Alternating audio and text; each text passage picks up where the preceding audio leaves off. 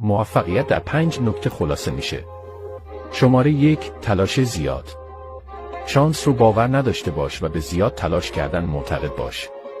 شماره 2، صبر. افراد شکست میخورن چون میخوان همه چیز رو سریع به دست بیارن در حالی که زندگی راه درازی داره. شماره 3، فداکاری. برای رسیدن به موفقیت نیاز فداکاری کنی و از بعضی چیزا بگذری. شماره 4، استمرار. استمرار داشتن یعنی ادامه دادن و ناامید نشدن. یعنی با وجود اینکه ممکنه در ابتدای کار نتایج زیادی نگیریم، ولی همچنان ادامه بدیم. اونقدر ادامه بدیم تا بالاخره به چیزی که میخوایم دست پیدا کنیم. این یکی از مهمترین ویژگی آدم‌های موفقه. شماره 5، اعتماد به نفس.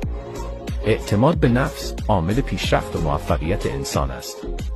اگر کسی به داشته‌ها و توانایی‌های خودش باور نداشته باشه به طور حتم نمیتونه